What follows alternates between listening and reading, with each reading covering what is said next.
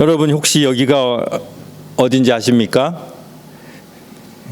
필라델피아와 뉴저지를 연결하는 다리입니다. 이 다리의 이름은 월트 위트만 브릿지입니다. 제가 임마누엘 교회를 섬길 때 뉴저지에 사는 성도들 때문에 이 월트 위트만 브릿지를 자주 건넜던 기억이 있습니다. 그런데 다리를 건너면서도 다리 이름이 왜 월트 위트만인지 별로 관심을 갖지 않았습니다. 월트 디즈니는 제가 알아도 월트 위트만은 잘 몰랐기 때문입니다. 제가 한국에서 신학교 다닐 때 아주 오래전이죠. 감명 깊게 봤던 영화 죽은 시인의 사회라는 그 영화를 얼마 전에 다시 보게 되었습니다. 그런데 그 영화에 아주 유명한 시가 나옵니다. 그 시 이름이 오 캡틴 마이 캡틴입니다. 그런데 이 시는 오 캡틴 마이 캡틴은 생각이 났는데 그 시의 저자가 누군지 몰랐었어요. 그때는 제가 한 번도 이 월트 위트만이라는 사람의 이름을 들어본 적이 없었기 때문에. 그런데 요번에 다시 이 영화를 보는데 이 시가 월트 위트만의 시라는 것을 알게 되었습니다. 이 월트 위트만은 작품과 사상이 매우 자유스러웠습니다. 그래서 그의 시대에는 제대로 된 평가를 받지 못했지만 어쨌든 그의 이름을 딴 다리까지 생긴 것을 볼 때 그는 19세기 미국을 대표하는 시인임에 틀림없습니다. 그런데 이 월트 위트만의 시 가운데 The Beast, 동물이라는 시가 있습니다. 이 시를 통해 그는 인간의 경쟁과 욕망을 폭로하고 있습니다. 신앙적이지 않은 그러한 표현들이 다소 거슬리게 느껴지지만 그래도 이 시를 통해 그가 보여주려고 한 것들을 우리도 함께 볼 수 있었으면 좋겠습니다. 제가 간단하게 소개를 합니다. 이 한글 번역은 제가 한 게 아니고 다른 분이 하신 건데 참조하시고 한번 들어주시기 바랍니다. I think I could turn and live with animals. They are so placid and self-contained. 나는 모습을 바꾸어 동물들과 함께 살았으면 하고 생각한다. 그들은 평온하고 스스로 만족할 줄 안다. I stand and look at them long and long. 나는 자리에 서서 오래도록 그들을 바라본다. They do not sweat and whine about their condition. 그들은 환경을 바꾸겠다며 땀 흘리지도 불평하지도 않는다. They do not lie awake in the dark and weep for their sins. 그들은 밤늦도록 잠 못 이루며 죄를 용서해 달라고 빌지도 않는다. They do not make me sick discussing their duty to God. 그들은 하나님에 대한 의무 따위를 토론하느라 나를 괴롭히지도 않는다. No one is dissatisfied. No one is demented with the mania of owning things. 불만족해하는 자도 없고 소유욕에 눈멀어 광분하는 자도 없다. No one kneels to another, nor to his kind that lived thousands of years ago. 다른 자에게 또는 수천 년 전에 살았던 사람에게 무릎 꿇는 자도 없으며 No one is respectable or industrious over the whole earth. 세상 어디를 둘러봐도 잘난 체하거나 눈에 띄는 자가 없다. 밤늦게까지 잠 못 이루며 하나님께 죄를 고백하고 하나님을 향한 섬김에 대해 고민하는 것은 우리 인간만이 가질 수 있는 특권입니다. 수천 년 전에 위인들에게 존경과 경의를 표하는 것도 인간만이 할 수 있는 특권입니다. 그런데 이 위트만은 이 시에서 하나님의 형상으로 창조된 인간을 동물보다 못하게 비유하고 있습니다. 매우 잘못된 일이죠. 그렇지만 그렇다고 해서 인간에게 동물보다 못한 점이 아예 없다고 할 수도 없다는 것입니다.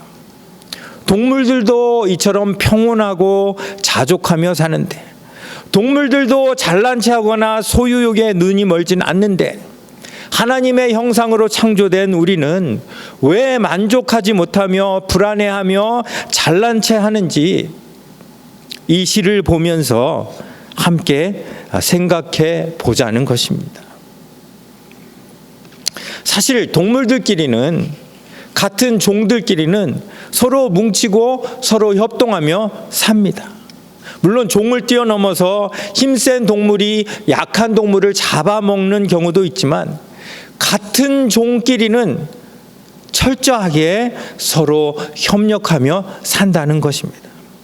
식량이 없을 때 함께 굶는 경우는 있어도 어느 한 개인이 자기 식량만 감춰놓고 동료들을 굶게 만드는 일은 동물들 사회에서는 절대 있지 않다는 것입니다. 그런데 인간은 어떻습니까? 옆에서 굶는 사람이 있어도 제목만 챙기고 끝까지 내놓지 않는 것이 인간입니다. 어느 동물 사회에서도 없는 일이 인간 사회에서는 매우 자연스럽게 일어난다는 것을 크리스천도 아닌 이 월트 위트만이 지금 자기의 시를 통하여 고발하고 있는 것입니다.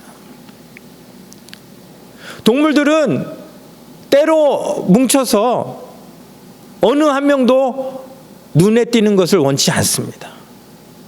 그런데 인간은 어떻게 하면 눈에 띌까를 고민합니다. 인간은 왜 이리 다른 걸까요? 인간은 왜 주어진 환경에 만족하며 살 수 없는 걸까요? 그 이유는 인간이 하나님의 형상으로 지음받았기 때문이 아니라 죄의 본성을 조상으로부터 물려받았기 때문입니다. 처음 창조되었을 때는 인간이 이런 모습이 아니었을 것입니다.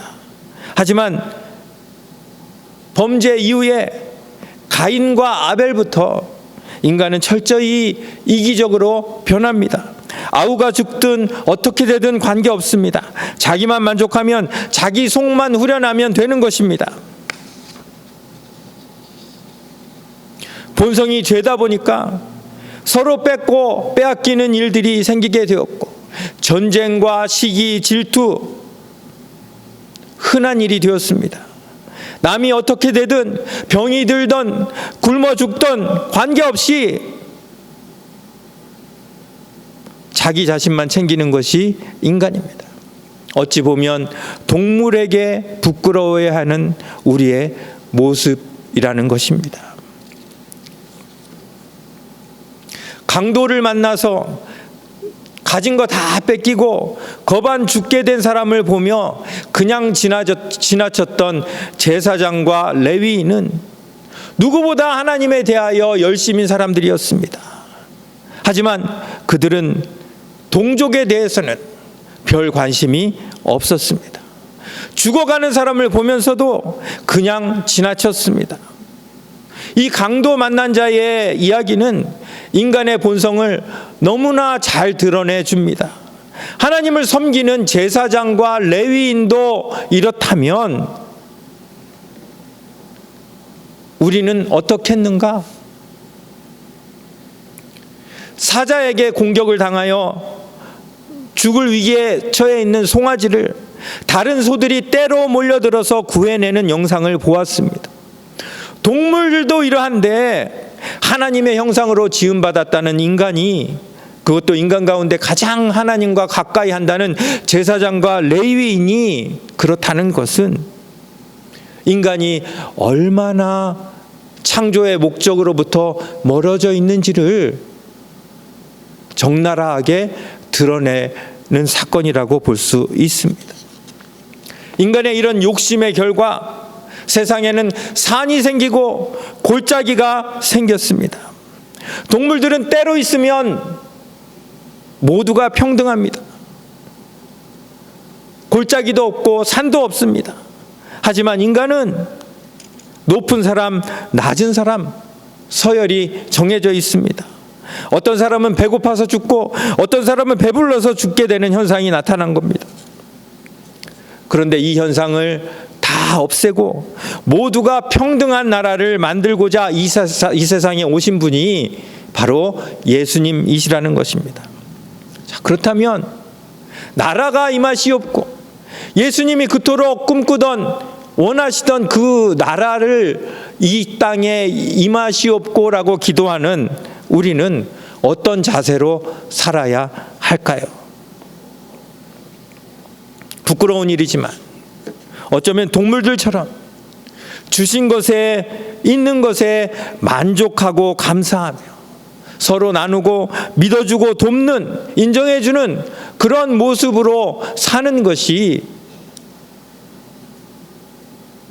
주님이 우리에게 원하시는 나라가 아닐는지요.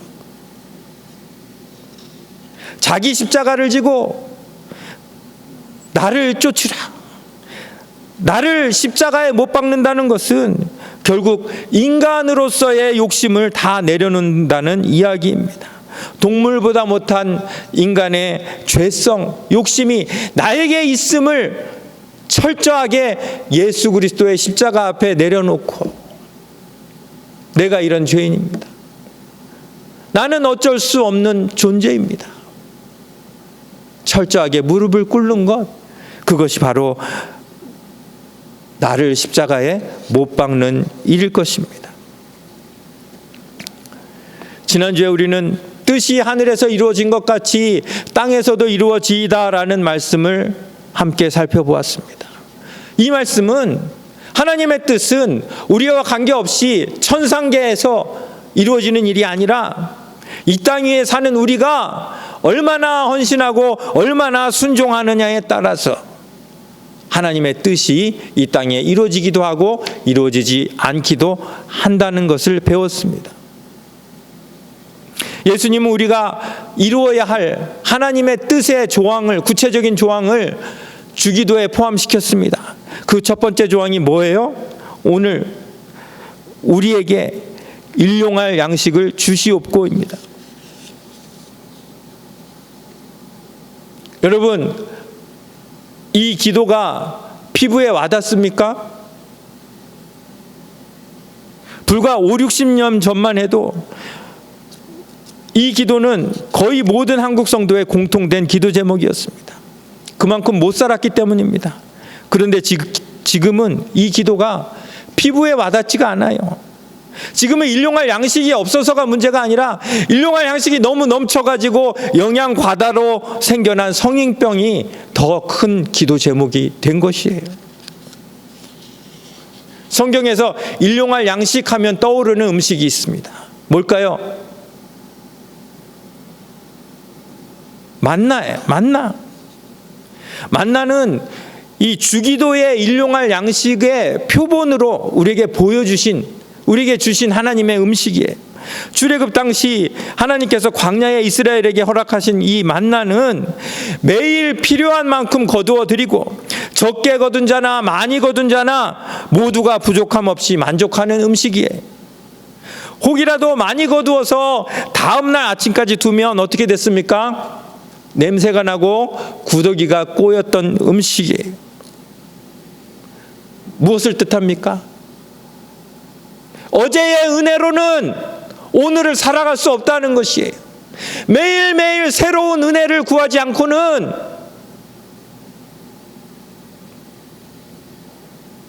냄새나고 구더기가 꼬인 그런 삶을 살아야 한다는 것이에요.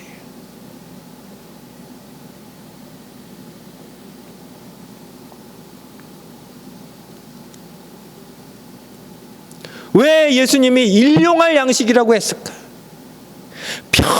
평생 걱정하지 않는 양식을 주시지 왜 일용할 양식이라고 했을까요? 이 일용할 양식이 의미하는 바가 뭐예요? 하나님의 은혜예요. 만나와 같은 은혜예요. 매일매일 주시는 은혜예요. 그 은혜를 적극적으로 거두어 드리는 그러한 태도가 아니면 하나님이 원하시는 삶을 살 수 없다는 거예요. 그런데 그 만나를 이스라엘 백성들이 자그만치 얼마 동안 먹었어요? 40년 동안 먹었어요. 얼마나 행복했을까요? 솔직히 40년이 아니라 40일만 만나만 먹으라고 했다면 그걸 견뎌낼 사람이 얼마나 될지 모르겠습니다. 아무리 만난 음식도 이틀만 계속 주면 실증을 내는 것이 인간입니다. 일용할 양식이 문제가 아니라 얼마나 맛나게 요리를 하고 얼마나 다양하게 음식을 차려내느냐에 관심이 집중되는 이 시기에 일용할 양식을 주시옵고라는 이 기도는 좀 맞지 않는 것 같은 그러한 기도예요. 그런데 아까 말씀드렸듯이 이 일용할 양식 안에는 실제적인 양식뿐 아니라 우리의 모든 필요가 다 포함이 되어 있는 거예요. 먹을 것, 입을 것, 쓸 것, 그리고 기본적인 인권까지 하나님의 은혜가 아니면 안 되는 모든 것이 다 포함이 되어 있는 거예요. 그런데 그 하나님이 은혜로 주신 것을 모든 사람이 공평하게 누려야 하는데 어떤 사람은 쓰고 남지만 어떤 사람은 없어서 하나도 누리지 못하는 그 현실을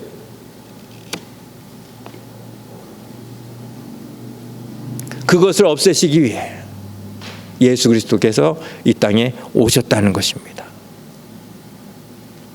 누가복음 16장에 부자와 거지 나사로 이야기가 나오지요. 부자가 죽어서 어딜 갔습니까? 지옥에 갔어요. 그런데 부자가 지옥에 왜 갔는지 이유가 나오지 않아요. 여러분, 보통 지옥에 가려면 어떻게 합니까?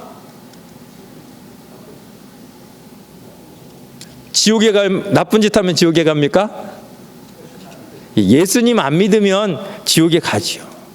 그런데 성경에는 이 부자가 예수를 믿지 않아서 지옥에 갔다고 한 것이 아니라 그저 부자는 지옥에 가는 것이 당연하다는 듯이 그렇게 쓰여 있어요.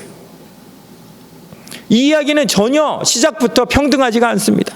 부자는 매일 호화로이 연락하며 좋은 옷을 입고 일용할 양식 걱정을 전혀 하지 않아도 되는 사람이었고, 거지 나사로는 개들과 함께 부자의 상에서 떨어지는 부스러기로 배를 채우는 사람이었습니다. 한 사람은 높은 산이었고 한 사람은 깊은 골짜기입니다. 그런데 예수님이 뭐라고 말씀하십니까? 그 높은 산이 이 깊은 골짜기에 대해서 전혀 책임감을 느끼지 못했다는 거예요.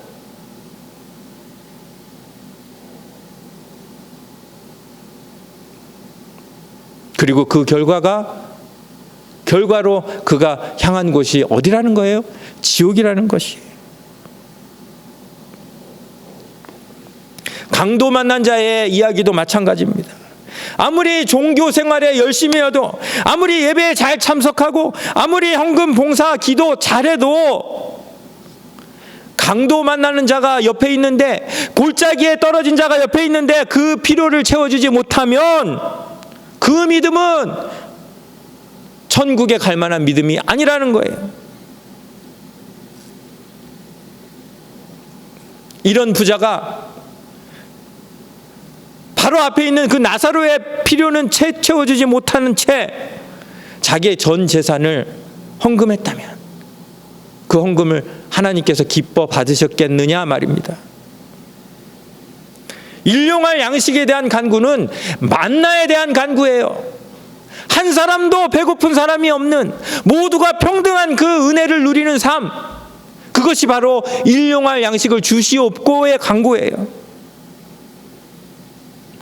만일 이 부자가 하나님께 기도를 열심히 했습니다. 하나님, 저에게 이렇게 풍성한 양식을 주시니 감사합니다.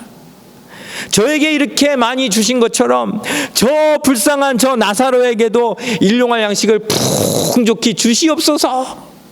열심히 기도했습니다. 하나님이 그 기도를 어떻게 이루셨겠습니까? 이제 기도 그만하고 네가 그 기도를 이루어라, 그러지 않으시겠어요? 우리가 오늘 우리에게 일용할 양식을 주시옵고라는 기도를 드린다면 우리의 필요만 보는 것이 아니라 우리가 책임져야 할 나사로가 누구인지, 우리가 보살펴야 할 강도 만난 자가 누구인지 그것을 봐야 된다는 거예요. 그것을 보지 못한다면 우리에게 일용할 양식을 주시옵고라는 기도는 하나님이 원하시는 그런 기도가 될 수 없다는 것이에요. 근데 우리 어떻게 기도합니까? 솔직히 한번 생각해 보세요. 여러분들 어떻게 기도합니까? 오늘 우리에게 일용할 양식을 주시되, 저 옆 사람에게도 주시되, 내가 가진 것은 사용하지 마시고.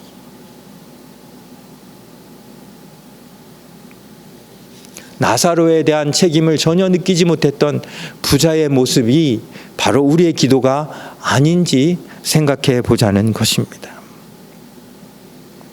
선한 사마리아인은 일용할 양식은 아니었지만 강도 만난 자가 가장 필요로 하는 것을 기꺼이 제공했습니다. 하나님을 대신해서 그에게 은혜를 베풀었습니다. 시간과 돈과 봉사와 그 다음에 공포와의 그 싸움, 한번 보세요. 하나님이 이 강도 만난 자에게 은혜를 주시려고 해요. 하나님의 뜻을 이루려고 해요. 그래서 택하신 사람이 3명이에요. 한 사람은 제사장, 한 사람은 레위인, 그리고 한 사람은 얘는 늘까 말까, 얘는 어차피 이방인인데, 어차피 사마리아인인데, 사마리아인, 그곳을 지나가게 합니다. 그런데 그중 셋 중 단 한 명만이 하나님의 뜻을 이룹니다. 자, 그러면 뜻이 하늘에서 이루어진 것 같이 땅에서도 이루어지이다라고 기도하는 의미는 뭐예요? 우리가 강도 만난 자를 옆을 이렇게 지나갈 때 우리는 제사장처럼 지나가지 않겠습니다. 우리는 레위인처럼 지나가지 않겠습니다. 우리는 돈이 들어도 힘이 들어도 무서워도 우리는 선한 사마리아인처럼 그 사람의 필요를 채워주겠습니다. 그렇게 고백하는 기도예요.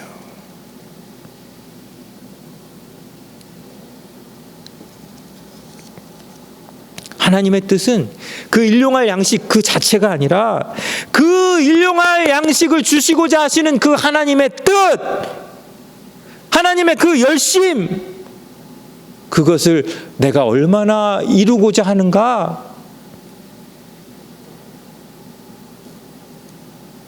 그것을 보시는 겁니다.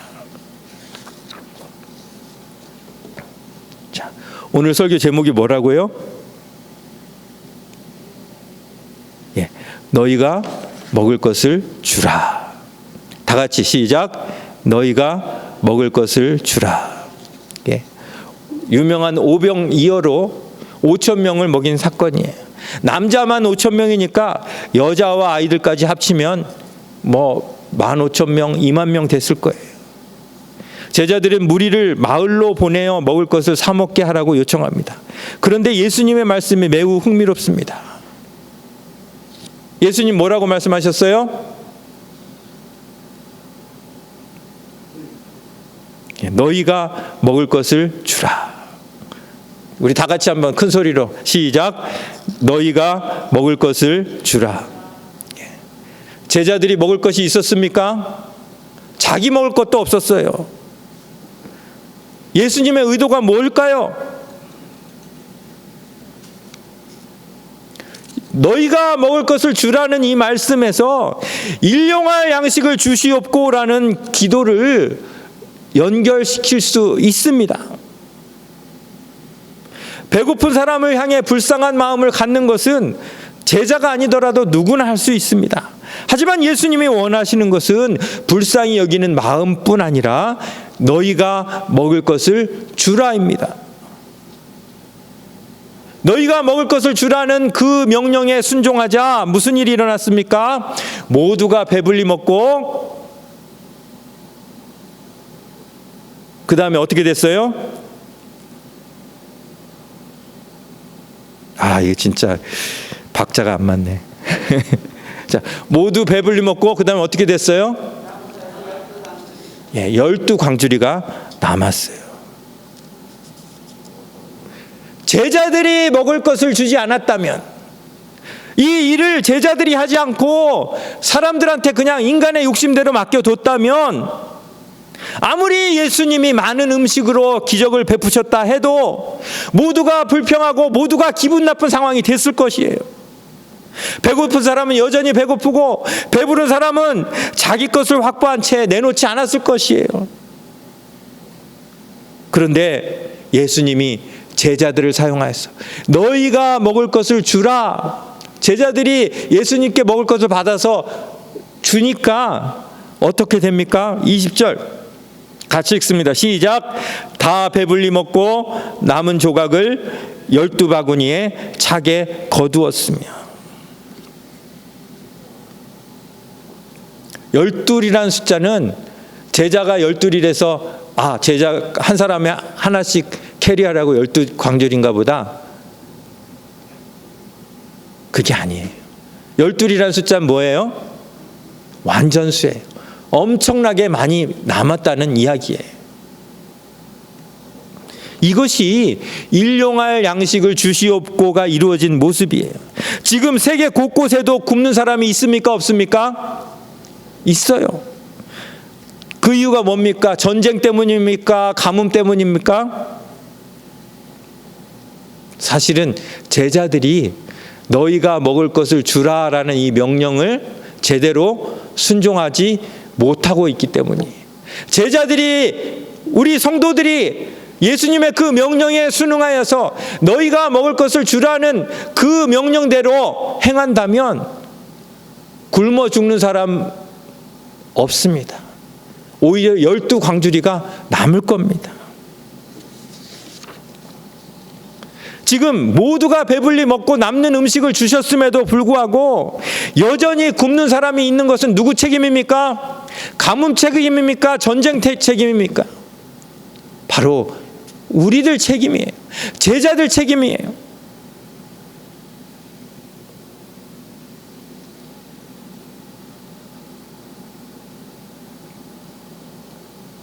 예수님은 이 오병이어 사건을 통해서 주기도에 이 일용할 양식을 주시옵고라는 기도가 어떻게 이루어지는지를 우리에게 비디오로 보여주신 거예요. 현장에서 보여주신 거예요. 1976년 충북 음성군의 무국천주교회 성당에 부임한 오웅진 신부는 걸음도 제대로 못 걷는 몸이 불편한 한 거린 노인을 만나게 됩니다. 그 노인은 항상 자기의 먹을 양보다 더 많은 양의 양식을 얻어갔는데 의아하게 여긴 오웅진 신부가 그 노인의 뒤를 따라갑니다. 그 노인이 향한 곳은 한 움막 아니었는데 거기에는 아예 거동을 못하는 장애인 18명이 누워 있었습니다. 걸음도 제대로 못 걷는 이 노인이 그 음식들을 동량해서 무겁게 들고 그 움막으로 가서 이 18명의 환자를 먹여 살린 것입니다. 자그만치 30년을 넘게 이 사람들을 먹여 살린 것입니다. 그 사실을 알고 이 오 신부님은 큰 충격에 빠집니다. 그 노인에게 어떻게 이런 일을 할 수 있냐고 물어보자 그 노인이 이렇게 대답합니다. 내 몸이 비록 불편하지만 걸을 수 있으니 움직이지 못하는 이 사람들을 먹여 살리는 것이 당연합니다. 그의 이런 삶에 큰 감명을 받은 오 신부는 이들 18명을 위한 사랑의 집을 짓게 되었고 이것이 충북 음성에 있는 꽃동네에 출발이 되어 지금은 3,000명을 수용할 수 있는 큰 시설과 기관이 되었습니다.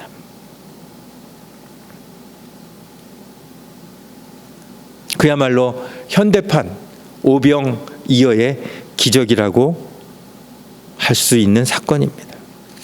이 꽃동네의 표어가 뭔지 아세요? 얻어먹을 수 있는 힘만 있어도 그것은 주님 은총입니다. 내가 가진 게 없어서 누굴 돕지 못합니까? 내가 몸이 약해서 누굴 돕지 못합니까? 내 코가 석자입니까?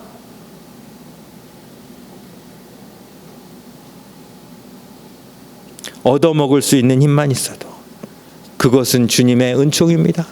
그 주님의 은총을 나누라고 말씀하시는 거예요. 사실 제가 이 노인이었다면 온갖 원망과 불평과 신세한탄으로 겨우 살아갔을 것입니다. 하지만 그는 그 불편한 몸으로 다른 18명의 양식을 책임졌습니다. 이 노인에 비하면 건강한 우리는 다른 사람의 일용할 양식을 위해 할 수 있는 일이 얼마나 많습니까?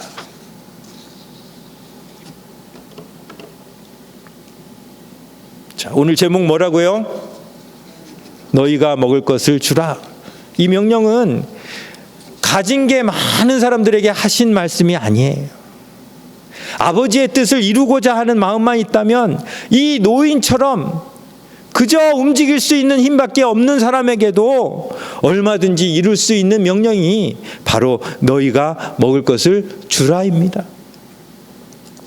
1955년 미국 오레곤 포틀랜드 한 농촌 마을에 마을회관에 이동식 극장이 설치되었습니다.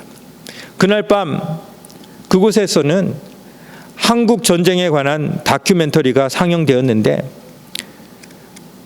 한 평범한 농부 부부도 그곳에 참석을 했습니다. 그들에게는 이미 6 자녀가 있었지만 한국전으로 인해 200만 명이 죽고 수많은 고아들이 굶주린다는 다큐멘터리를 본 부부는 집에 돌아오는 내내 입양에 대한 부담을 느꼈습니다. 밤 깊도록 대화하고 기도한 부부는 마침내 입양을 결단하고 땅 절반을 팔아 한국 고아 8명을 입양했습니다. 농부가 땅을 파는 것은 제사를 깎는 것이나 마찬가지죠. 이들의 사연이 알려졌고 감동받은 동네 주민도 4명의 한국 고아를 키우겠다고 동참하여 1955년 10월 12명의 버려진 아기들이 미국 땅을 밟았습니다.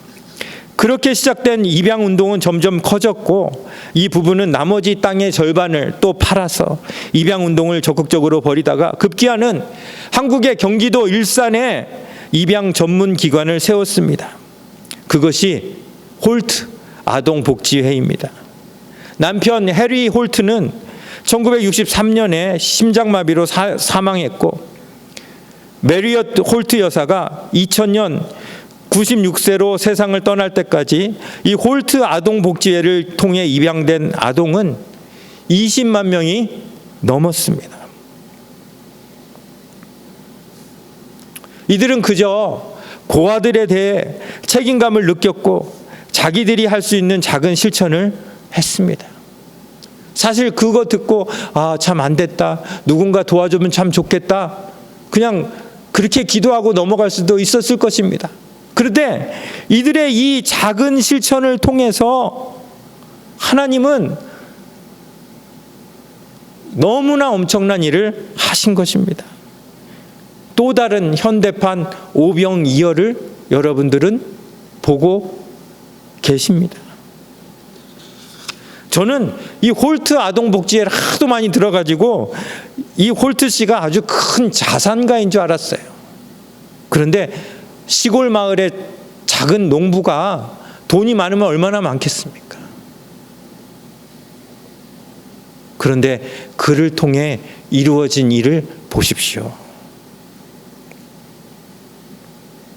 얼마 전 우리 성도들이 힘을 모아 믿음으로 우크라이나로 헌금을 보낼 수 있었던 것은 하나님의 은혜입니다. 비록 적은 금액이지만 우리도 모르는 사이에 이 헌금이 현대판 오병이어를 그곳에서 또 다른 곳에서 이루어낼 것을 믿기 때문입니다. 교회가 존재하는 목적이 뭡니까?